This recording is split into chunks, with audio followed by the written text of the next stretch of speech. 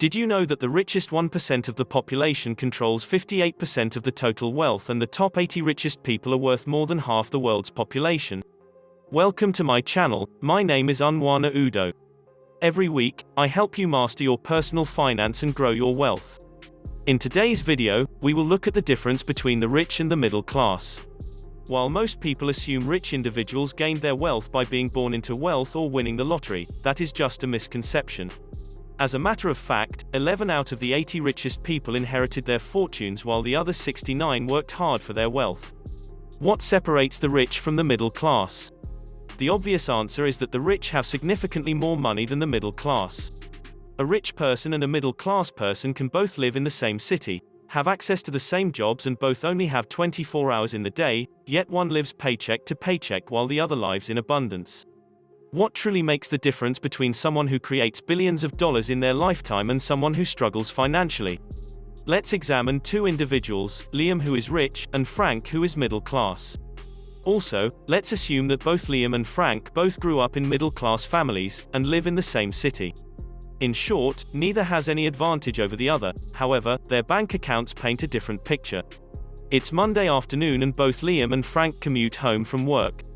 When Frank gets home, he goes over to his couch, turns on his TV, and binge-watches hours of mindless TV to numb himself from the long day at work. When Liam gets home, he immediately logs into his computer to learn new skills. Though Liam has a master's degree, he continues to put in a few hours every night to work towards another accreditation which will help him advance his career. Liam also has a mentor who encourages him to invest in himself on a continuous basis. Liam figures that if millionaires are investing time and money into learning new things, then he should do the same. The number one difference between the rich and the middle class is that the rich never stop learning. At work the next day, Frank's boss hands out bonuses to all of the employees. As Frank opens his envelope, he noticed that he's gotten a $150 bonus, much less than all of his peers. Meanwhile, across town, Liam's boss hands him a $10,000 bonus check.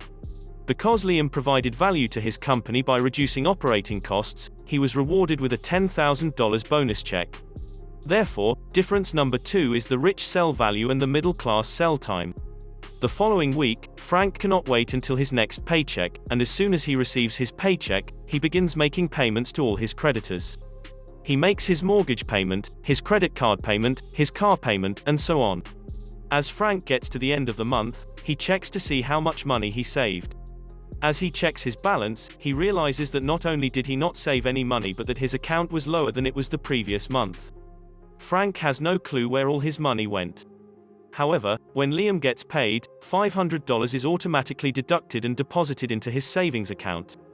After making sure his savings has been funded for the month, Liam then makes his mortgage payment, pays his utilities, and so on. At the end of the month, Liam notices that his bank balance has grown, making him even richer. Therefore, difference number three is the rich pay themselves first while the middle class pay themselves last. After work one day, Frank is watching TV and sees an advertisement for a new ultra-high-definition television and decides that he has to have it. The TV costs $1,000, which is all that Frank can afford to spend for the year. Liam also wants to treat himself for his hard work and decides that he wants to buy himself a new gaming system and TV.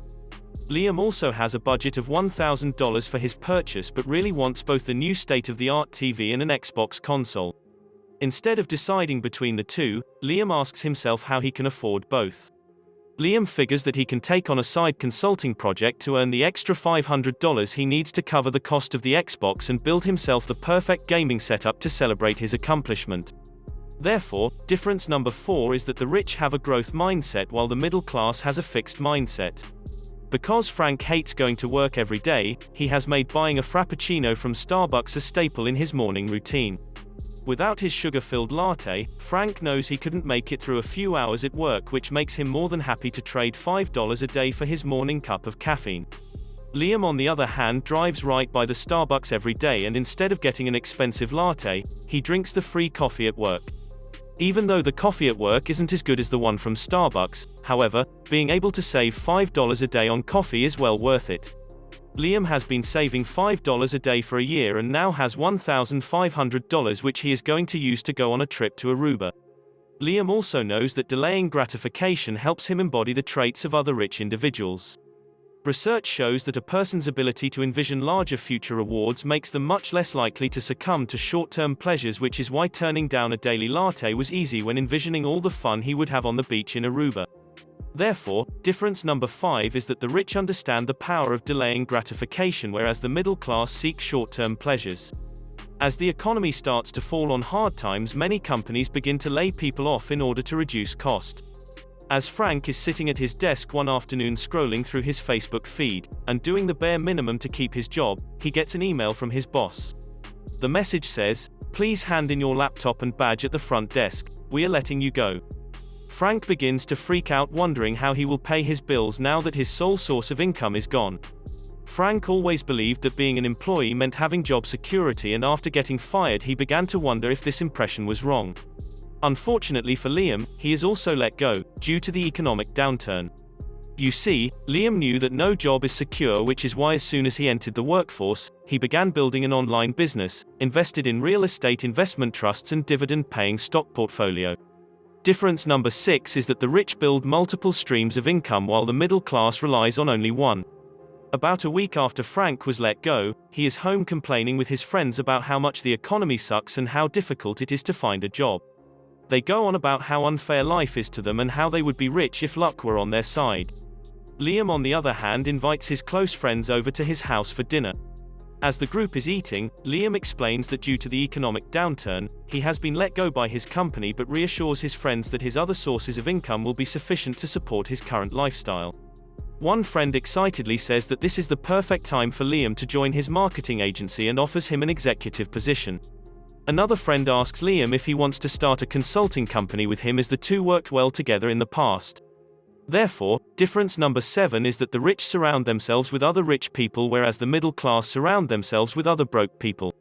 To summarize, the differences that separate the rich from the middle class is that the rich never stop learning, they sell value, not time, they pay themselves first, they have a growth mindset, not a fixed mindset, they harness the power of delaying gratification, they build multiple streams of income, and finally they surround themselves with other rich people. If you found value so far, please like and share this video, and consider subscribing to the channel, and I will see you in the next video.